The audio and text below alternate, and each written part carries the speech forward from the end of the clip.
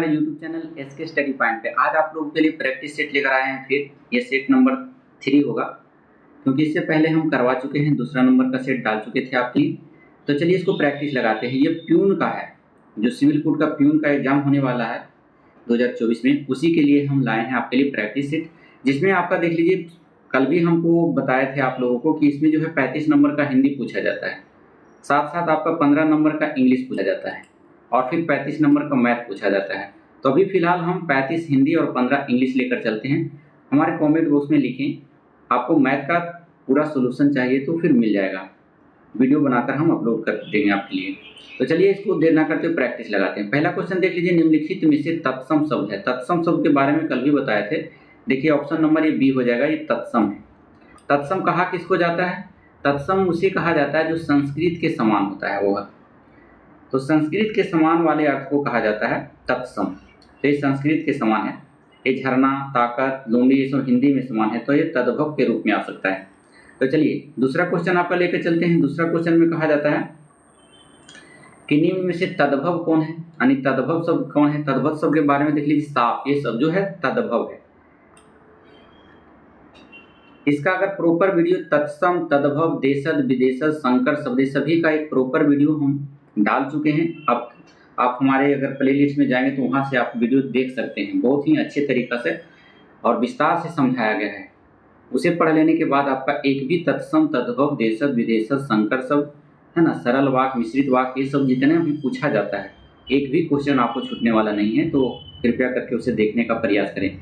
चलिए तीसरा number question में चलते हैं। तीसरा नंबर में कहा जा रहा है आपकी सकाम का उल्टा, यानी विलोम ने उल्टा शब्द क्या उल्टा शब्द है। सकाम का उल्टा देखिए ऑप्शन नंबर सी होगा, निष्काम। ऑप्शन नंबर 3 हो जाएगा।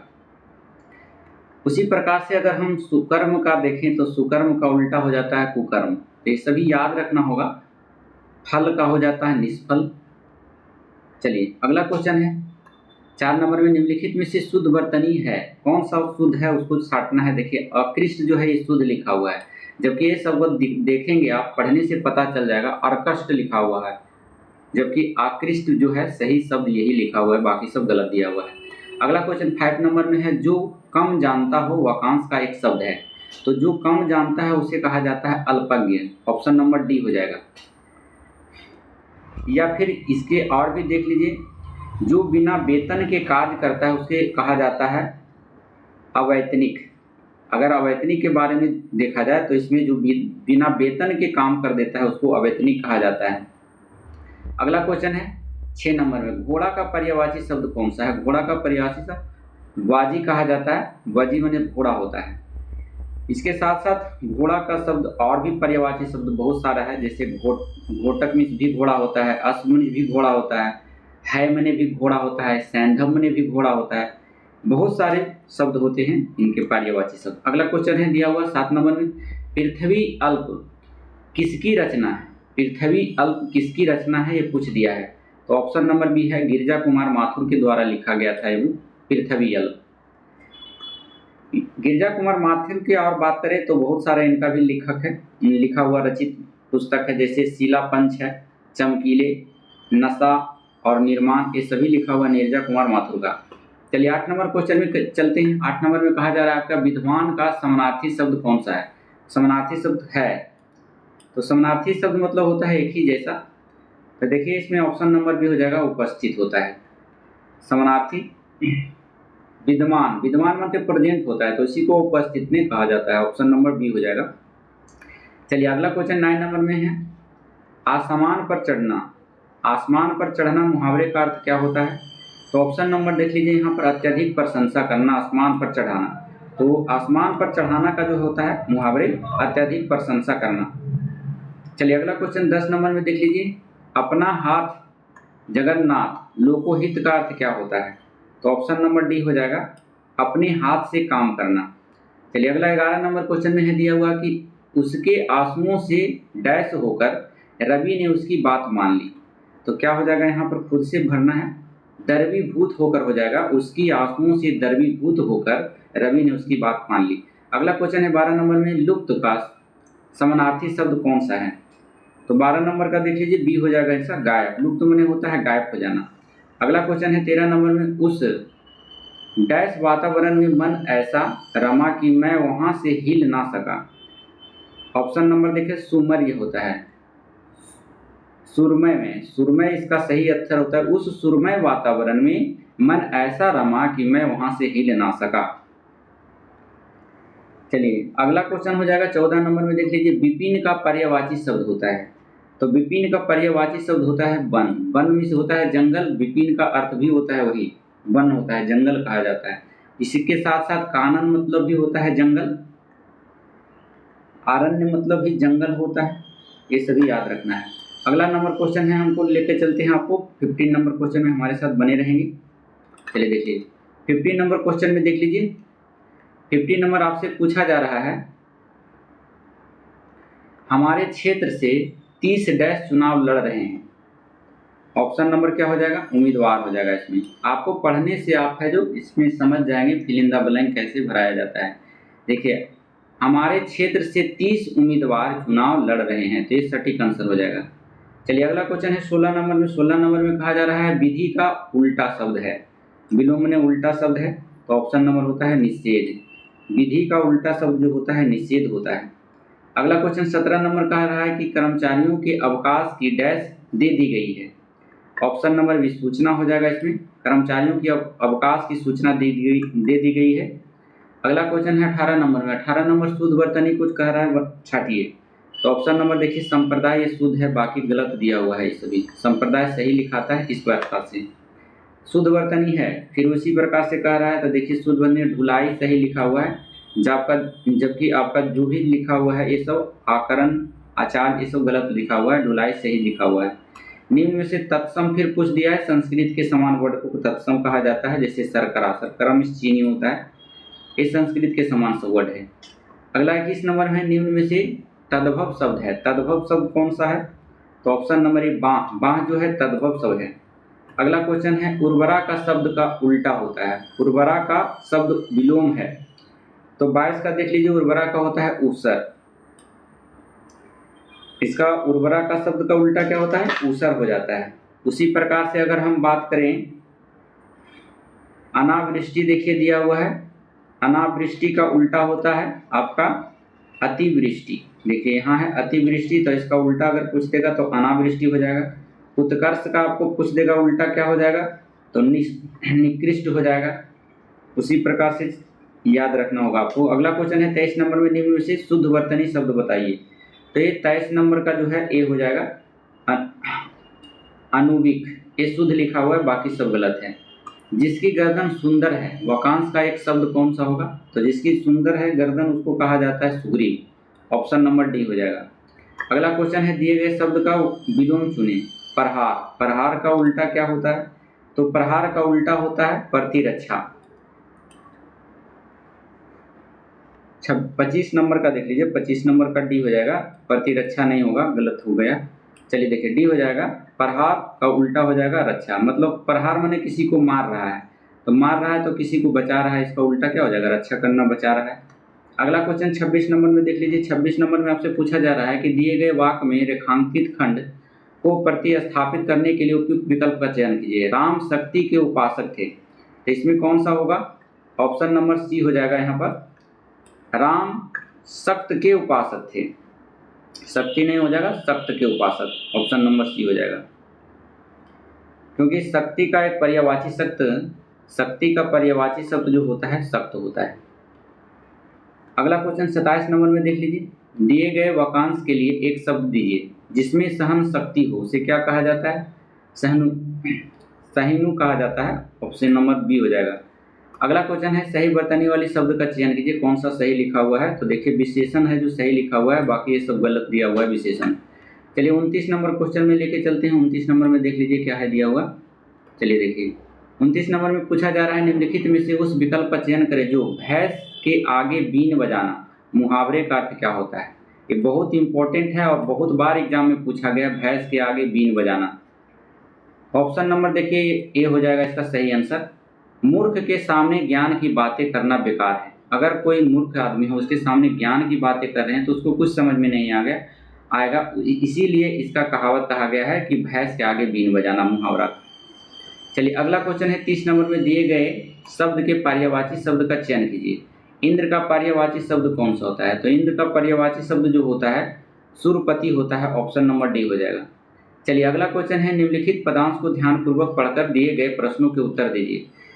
इसको पढ़ना है, उत्तर देना है। बढ़े चलो चले चलो, प्रचंड सूर्य ताप से तुम ना गलो, पहाड़ से चली नदी रुकी नहीं कहीं जरा, गई जिधर उधर किया जमीन को हरा भरा, जली समान रूप से जमीन का न ख्याल कर, मगन रही निषाद में जमीन पर पहाड़ पर। फिर कह रहा है उसी तरह चले चलो, उसी तरह बढ़े चलो, जलाओ दिल के दाग से बुझे दिलों को दीप को, जो दूर हैं उन्हें भी खींच लो जरा समीप को। कह रहा है सही जमीन की तरह डरो न आसमान से, जलो तो आन बान से, बुझो तो एक शान से, अखंड दीप से जलो सदा बहार से चलो खिलो।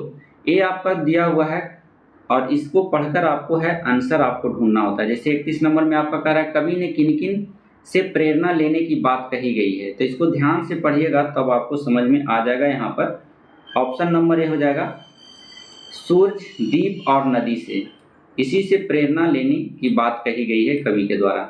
अगला क्वेश्चन है, अखंड दीप से जलो में अलंकार है, कौन सा? अखंड दीप से जलो में अलंकार है, कैसा अलंकार है? तो ये उपमा अलंकार है। ऑप्शन नंबर ए हो जाएगा।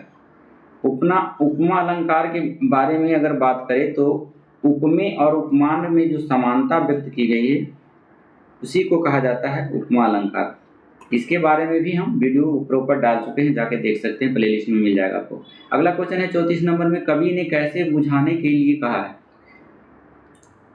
तो इसमें देख लीजिए 34 का सी हो जाएगा, शान से बुझाने के लिए कहा है। कवांश का मूल भाव है, कवांश का मूल भाव क्या है? तो कर्मशील जीवन जीना, ये हो जाएगा। उसके बाद 35 नंबर आपका हिंदी हो गया, 15 नंबर आपका इंग्लिश हो जाएगा, बाकी बचेगा 35 नंबर वो मैथ का रहेगा। तो चलिए देख लीजिए, यहाँ से आपका हो जाएगा। चलिए देखिए 35 के बाद 36 नंबर की ओर चलेंगे ना हम लोग। 35 नंबर के बाद 36 नंबर में देखिए यहाँ पर दिया, उसके बाद 37 नंबर में चलेंगे। चलिए देख लीजिए यहाँ पर आपसे पूछा जा रहा है select the miss spelled word. Miss spelled word जो है उसको चुनना है। तो 36 का देख लीजिए, इसमें हो जाएगा ऑप्शन नंबर ए हो जाएगा, एम्ब्रॉयडरी में होता है आपका कढ़ाई करना, एम्ब्रॉयडरी में होता है कढ़ाई करना, तो ये गलत दिया हुआ है। इसमें एम्ब्रॉयडरी का होता है EM, यहाँ पर EMBROID, यहाँ ए नहीं होगा, ए के जगह आपको ई देना होगा। एम्ब्रॉयडरी में होता है कढ़ाई करना। उसी प्रकार से आप देख लीजिए यहाँ इंट्रोगेशन का मतलब होता है पूछताछ करना, जबकि टेरिटरी का अर्थ होता है संघ शासित प्रदेश, और फैसिनेशन का होता है आकर्षण करना। चलिए अगला क्वेश्चन है, देख लीजिए 37 नंबर में। 37 नंबर में हमारे साथ बने रहेंगे थोड़ा सा। चलिए देख लीजिए 37 नंबर में आपसे पूछा जा रहा है, थोड़ा सा टाइम लेंगे। 37 नंबर में देख लीजिए, 37 नंबर में आपसे पूछा जा रहा है कि select the most appropriate meaning of the given idem phrase दिया गया है, एक वर्ड दिया गया है, इसका मतलब क्या होता है उसको आपको ढूंढना है। एक तरह से एडम फ्रेज जो होता है समानार्थी शब्द होता है, समान अक्षर वाले शब्द होते हैं। तो ये अगर आपको इसका हिंदी मालूम है तो आप तुरंत उसको पकड़ लेंगे। जैसे देखिए keep someone in the loop, इसका मतलब क्या होता है? तो keep someone in the loop का मतलब होता है किसी को संपूर्ण सूचना देना, यानी पूरी तरह से सूचना देना की बात सही है। तो इसका मतलब देख लीजिए उसी टाइप का इसमें आपको ढूंढना है। संपूर्ण सूचना देना का क्या होता है? Give them all information. देखिए समान मिलता जुलता है कि नहीं? आपको इसका अगर हिंदी पता है तो आप आराम से है जो चूज करके मार सकते हैं। Keep someone in the loop का हिंदी फिर से देख लीजिए, किसी को पूरी सूचना देना, तो give them all information, all this information, ये सही आंसर हो जाएगा। अगला क्वेश्चन है select the most appropriate synonym of the given word. Synonym का अर्थ होता है, कई बार बताएं, समानार्थी शब्द कह रहा है चुनने के लिए। तो टेंसिल का पूछ रहा है समानार्थी शब्द क्या होता है। पहले टेंसिल का आपको हिंदी मालूम होना चाहिए। टेंसिल का होता है, यह एडजेक्टिव है, इसका मतलब होता है खिंचाव, है ना। टेंसिल का मतलब क्या होता है? खिंचाव। तो इसी के टाइप का आपको खोजना है कि और किस वर्ड का मतलब खिंचाव होता है। तो देखिए स्ट्रेचेबल का मतलब भी खिंचाव होता है, ऑप्शन नंबर सी इसका सटीक आंसर। वही हम एनेक्सियस की बात करें तो एनेक्सियस माने होता है चिंता करना, है ना। वरीड मीन्स होता है चिंता करना, रिलैक्स मीन्स होता है आराम करना। तो ये सभी आपको याद रखना है, जब तक याद नहीं रखेंगे आपसे नहीं बनेगा। या रिलैक्स मीन्स होता है शांत रहना भी होता है। अगला क्वेश्चन 39 नंबर में देख लीजिए, 39 नंबर में कह रहा है select the most appropriate antonym of the given word. Antonym में होता है उल्टा शब्द। उल्टा शब्द किसका कह रहा है, ए बोल्ड शब्द जो दिया हुआ है कैपिटल में उसका कह रहा है उल्टा शब्द बताने के लिए सिलिक। अब इसको सिलिक का हिंदी आपको आना चाहिए। सिलिक में होता है चिकना, तो चिकना का बताइए उल्टा क्या हो जाएगा, खुदरा। तो खुदरा होता है डल मीन्स खुदरा होता है, 39 का सी हो जाएगा। वही फ्लैट मीन्स चपटा भी होता है, इजी में आसान होता है, स्मूथ मीन्स चिकना भी होता है। चलिए अगला क्वेश्चन दिया हुआ है 40 नंबर में, select the most appropriate option to fill in the blank. आपको खाली स्थानों को भरना है। जैसे Arpana said he was sorry she had dash to bring the book I had asked for. देखिए अब ये नरेशन से दिया हुआ है, पास्ट टेंस में दिया हुआ है। तो जब भी इधर पास्ट टेंस का वाक्य होता है तो इधर हैड के बाद जो आने वाला वर्ब होता है वो V3 लेता है। तो V3 देखिए इसमें कौन है, V3 आपको एक फॉरगोटेन नजर आ रहा है, फॉरगेट तो V1 हो जाएगा, फॉरगेट्स जो है V5 हो जाएगा, फॉरगोट ये दूसरा रूप होता है, तो तीसरा रूप फॉरगोटेन हो जाएगा, ऑप्शन नंबर ए हो जाएगा। चलिए अगला क्वेश्चन है दिया हुआ है, सेलेक्ट द मिसस्पेल्ड वर्ड को चूज करना है। इसमें देखिए क्लॉथ्स ठीक दिया हुआ है, ट्राउजर्स ठीक दिया हुआ है, आयरॉनिक ठीक दिया हुआ है, गारमेंट इसमें गलत दिया हुआ है क्योंकि GAR होता है, GA होगा यहाँ पर E नहीं, तो ये गलत दिया है, ऑप्शन नंबर सी हो जाएगा। अगला क्वेश्चन 42 नंबर का है, select the most appropriate antonym of the given word. आपको फिर उल्टा शब्द दिया गया है जेलस। जेलस का उल्टा शब्द क्या होता है, तो 42 नंबर में पहले जान लीजिए, जेलस का मतलब होता है उत्साही, है ना। तो इसका आंसर जो हो जाएगा आपका ए हो जाएगा। इंडिफरेंस का मतलब आप जान लीजिए उदासीन होता है। इसका मतलब जेलस का मतलब होता है उत्साह में होना, है ना। और एक होता है इंडिफरेंट का मतलब उदास होना, सैडनेस जिसको कहते हैं, उदासीन होना। तो इसका सही आंसर उल्टा ही होगा। अगला नंबर 43 नंबर है, select the most appropriate one word substitution for the given word. आपको वन वर्ड सब्स्टिट्यूशन का मतलब होता है अनेक शब्द दिया हुआ रहेगा, आपको एक शब्द में आंसर देना है।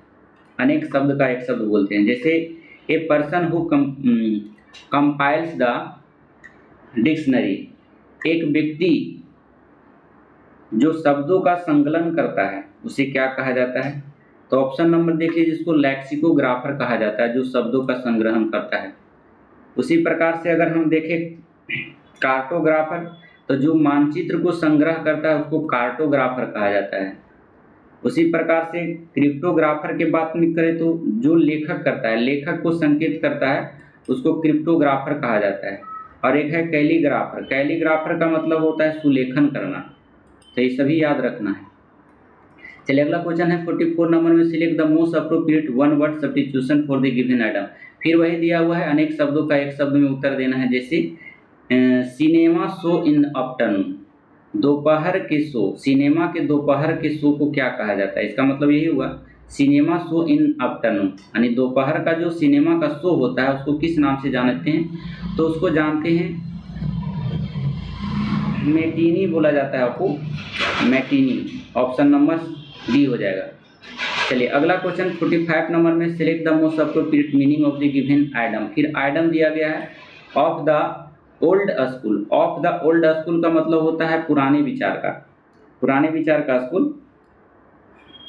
पुराने विचारधारा वाला। तो इसमें देख लीजिए, इसमें खोजिए पुराने विचारधारा किसका अर्थ निकलता है इसमें हिंदी करने पर, तो 45 का बीज हो जाएगा ओल्ड फैसिनेटेड थॉट, इसका मतलब यही होगा पुराने विचार वाला स्कूल। चलिए 46 नंबर में देख लीजिए, कह रहा है select the antonym of the given word. अब उल्टा फिर कह रहा है, एंटोनिम में उल्टा शब्द है। जैसे रिवेल, रिवेल का मतलब उल्टा आपको यहाँ पर आंसर देना है, रिवेल। तो 46 का देख लीजिए, पहले 46 में देख लीजिए इसका रिवेल का मतलब क्या होता है। रिवेल का मतलब होता है रहस्य का उजागर करने वाला, यानी रहस्य उजागर करने वाला को रिवील कहा जाता है। तो रहस्य को छिपाने वाला कहा, इसको उल्टा ही होगा, रहस्य को छिपाने वाला, हाइड में छिपाना, उजागर करना तो इसको होता है छिपाना। ये आपका सही आंसर हो जाएगा। चलिए 46 के बाद 47 नंबर में लेके चलते हैं आपको। 47 नंबर में देख लीजिए। 47 नंबर में आपसे पूछा जा रहा है select the wrongly spelled word. आपका गलत वर्ड किस में दिया गया है उसको चुनना है। जैसे आपका 47 नंबर में दिया है रिप्रेजेंटेटिव, प्रतिनिधित्व, बिल्कुल सही दिया हुआ है। रिडिकुलस, यहाँ पर क्या दिया हुआ है, रिसेप्शन, ये भी आपका सही दिया हुआ है। रिकमेंड, ये भी सही दिया हुआ आपका। रेडिकुलस आपका गलत दिया है, यहाँ पर देख लीजिए REDICU, डबल एल नहीं होता है, एल सिर्फ होता है, तो एक एल हटा देना है इसमें, एक गलत दिया हुआ है, तो आपका डी आंसर सटीक हो जाएगा। चलिए अगला क्वेश्चन 48 नंबर में है select the wrongly spelled word. फिर है जो गलत वर्ड को चुनना है। देखिए स्कैंडरी, स्कैंडरी आपका सही दिया हुआ है। सस्पिशियस, सस्पिशियस भी आपका देख लीजिए, ये आपका गलत दिया हुआ है, क्योंकि सस्पिशियस जो होता है SUSPICIOUS होता है, CIOUS, यहाँ पर गलत दिया हुआ है। SUS के बाद PI के बाद यहाँ पर CI होना चाहिए, CIOUS होता है, तब होता है सस्पिशियस, तो ये आपका गलत दिया हुआ है, CIOUS होना चाहिए, बाकी सब आपका सही दिया हुआ है। चलिए 49 नंबर में देखिए। 49 नंबर कह रहा है कि select the meaning of the given item. Item के बारे में फिर कह रहा है फुल्स पैराडाइज। फुल्स पैराडाइज मतलब क्या होता है, तो फुल्स पैराडाइज का मतलब होता है झूठी खुशी, किसी को झूठी खुशी देते हैं उसी को कहा जाता है फुल पैराडाइज। तो इसी प्रकार से समानार्थी शब्द आपको चुनना है। तो 49 का बी हो जाएगा। डिसेप्टिव हैप्पीनेस को होता है झूठी खुशी। चलिए देख लीजिए यहाँ पर फिर से, फुल पैराडाइज आपका जान ली, झूठी खुशी उसी को कहा जाता है डिसेप्टिव हैप्पीनेस। चलिए अंतिम क्वेश्चन आपका दिया हुआ है select the most appropriate word to fill in the blank. आपको खाली स्थानों को भरना है। कहता है major earthquake dash in India on 8 October 2005 in Uri. कहता है भारत में यूरी में 8 अक्टूबर 2005 को सबसे बड़ा भूकंप आया। तो बड़ा भूकंप आया, इसका मतलब यह टेंस जो है पास्ट इंडेफिनिट टेंस का है। तो पास्ट इंडेफिनिट टेंस में वर्ब जो लेता है वो भिट्टू लेता है। तो भिट्टू इसमें देखिए कौन है, ये भिट्टू तो है नहीं, ये V1 है, ये ING V4 है, ING V4 है, तो इसमें होगा नहीं। ये देखिए आपका V2 ले लिया गया है, तो ऑप्शन नंबर सी हो जाएगा इसमें एक्यूट। तो इसी के साथ 50 नंबर तक आपका जो है सेट ट्यून का समाप्त हो गया। मैथ इसमें बचा रहा है, कल भी नहीं करा पाए हैं 35 नंबर का मैथ। आप लोग कमेंट में एक भी कैंडिडेट नहीं लिख के दिए हैं कि हमें 35 नंबर का मैथ भी चाहिए सॉल्यूशन के साथ। तो जब तक आप लोग नहीं लिखेंगे जब तक है मैथ सॉल्यूशन नहीं करवाया जाएगा, क्योंकि आपके डिमांड के अनुसार ही होता है। यहाँ आप लोग जैसा डिमांड करेंगे वैसा हम प्रयास करेंगे वीडियो बनाने का। तो कैसा लगा हमारा ये सेट, हमारे कमेंट बुक आपके लिए इंतजार कर रहा है, ज़रूर कमेंट करें। और नए हैं चैनल पे हमारे तो कृपया करके इसे सब्सक्राइब कर लीजिए, ताकि अगर आप चपरासी की तैयारी, सिविल कोड की तैयारी करते हैं तो यह सेट आपके लिए बेनिफिट होगा। तो फिर ऐसी सूचनाओं के साथ मिलते हैं अगले वीडियो में। जब तक के लिए धन्यवाद। Thank you so much. Thank you for watching.